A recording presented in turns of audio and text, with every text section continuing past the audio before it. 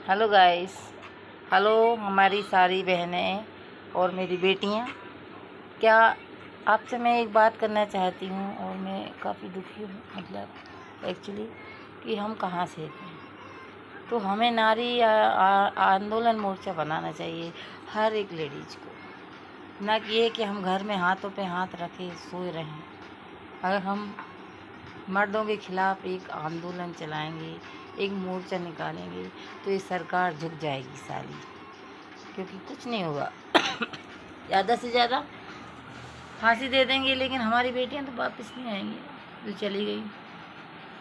हर किसी की बेटी, देखो आप सोच के रखिए कि हमारी बेटियां ऑफिस जाती हैं, लेकिन हमारे छोटे छोटे बच्चों को किसी के भरोसे छोड़ के जाती हैं। उनको संभालने के लिए कोई, हम किस पे भरोसा करें। आप अपने मतलब पड़ोसियों को बोल के जाए, या हमारा ही घर का कोई देवर हो, चाचा हो, उससे हम बोल के जाएंगे कि देखो हम जॉब पे जा रहे हैं, लेकिन हमारे बच्चों को देखना। आप तो क्या सेफ्टी है? क्या आपको भरोसा है आपके देवर पे, आपके चाचा पे? लेकिन देखो माहौल ऐसा हो रहा है, इसलिए मैं आपसे ये बात बोल रही हूँ, गलत मत सोचना मेरी बात को। माहौल कितना ख़राब है, तो हमें कुछ करना चाहिए, मतलब कि हम हाथ पे हाथ रखें। सारी बेटियां ख़त्म हो जा रही हैं हमारे देश की, और हम महिलाएं कुछ भी नहीं कर पाएंगी, कुछ भी नहीं कर पाए। हम देवी हैं, हम चंडी हैं, हम काली हैं। हम चाहें तो महिला पुरुषों का जीना मुश्किल करते हैं, मतलब आई मीन एक एक पुरुष घबराएगा महिलाओं को छेड़ने से, रोकने से, पकड़ने से। कुछ तो कर सकते हैं ना हम। या हम घर में ऐसे ही यूँ ही हाथों पे हाथ रखी बैठे रहें। किसी की बेटी जाती है तो उसका माँ का कलेजा कितना फटता है। आई मीन सारी दुनिया को गम है, दुख होता है, लेकिन निर्भया के जाने के बाद फिर वही हाल। उसकी माँ के आंसू रुके नहीं थे, थमे नहीं थे, कि दूसरा हाल। मतलब छोटी छोटी बच्चियों के साथ, 5 साल की बच्ची के साथ आज इधर ऐसा हो गया, कल 4 साल की बच्ची के साथ उधर ऐसा हो गया। तो सर इन सबको किसी को तो खुफिया तरह से सज़ा देनी चाहिए है। इन मर्दों को तो सज़ा, सबक सिखाना पड़ेगा ना, किसी ना किसी को तो आगे बढ़ना पड़ेगा ना, कि हम सब ऐसे ही आज़ादी हैं। आज़ाद तो हो गई हमारी बहनें, लेकिन फिर भी घर में कैद हैं, कोई न कोई तरह से घर में कैद हैं। नहीं तो घर के ही पुरुष महिलाओं को परेशान करते हैं। वो में कितने अच्छे मतलब जेंट्स हैं जो अपनी लेडीज़ों को समझते हैं, चाहते हैं कि हमारी ये वाइफ हैं। ये नहीं कह रहे हमारे भाई ऐसे भी हैं, लेकिन ऐसी भी महिलाएं हैं जो पीड़ित हैं, और हमें पता नहीं है कि वो किस किस तरह से पीड़ित हैं। अब हम सब अपने काम में बिजी हैं। हम कोई ऑफिस जाते हैं, किसी को टाइम ही नहीं है किसी के बारे में सुनने का, सोचने का, बताने का। आई मीन तो हम कैसे पता करें कि हमारी महिलाएं पीड़ित हैं? तो हमें एक संस्था चलानी चाहिए, बनानी चाहिए। ये एक मोर्चा आंदोलन काफ़ी निकालो, ताकि ये मर्द और सरकार सचेत हो जाए।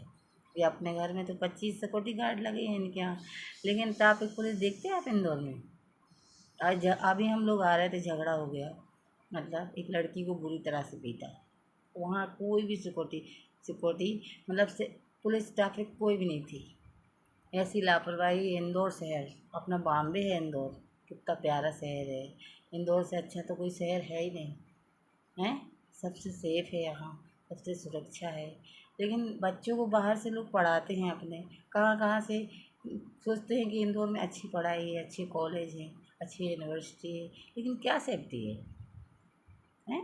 ऐसी घटनाएं हर मुल्क में हो रही है। आप ये नहीं सोचिए इंदौर में कुछ नहीं हो रहा है, इंदौर में काफ़ी कुछ हो रहा है। जैसे नेता अपने यहाँ सिक्योरिटी गार्ड बैठाते हैं, ऐसे हर जगह आप कैमरे लगवाइए, स्कूल के आगे लगवाइए। अब बच्चों को छोड़ देते हैं गार्ड की, जाइए आपकी मम्मी नहीं आई, आपके पापा क्यों नहीं आए लेने, लेकिन वहाँ भी तो कोई सेफ्टी होनी चाहिए कि हमारा बच्चा 10 मिनट स्कूल के बाहर खड़ा रह सके। आप सोचिए। मैं इतनी बात आपको क्यों बोल रही हूँ? मेरा क्या है, मैं भी एक नागरिक हूँ, लेकिन अगर किसी की बेटी के साथ कुछ होता है तो हमारी भी तो बेटियाँ हैं, आपकी तो भी तो बेटियाँ हैं। आपकी कितनी प्यारी बेटियां हैं, अगर उनके साथ कल को कुछ हो तो आपकी आँख में आंसू रुकेंगे? आप सोचिए। मैंने अगर कुछ भूल दिया हो तो मुझे माफ़ करना, लेकिन मैं आपके सबके भले के लिए बोल रही हूँ कि हम ऐसे चुप नहीं बैठ सकते ना।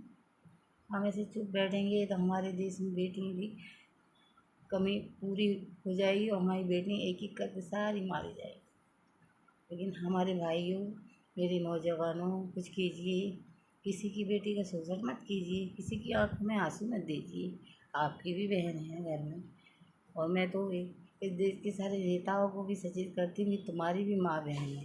जैसे उसकी इज्जत कोई रोड पे घसीटी जाएगी ना साले, जब तुम्हारी समझ में आएगी तो अपने दरवाजे पर्दों में सो रहे, एसी में सो रहे, लेकिन किसी की माँ चीखती है चिल्लाती है, तुम्हें कोई मतलब नहीं इससे, है ना।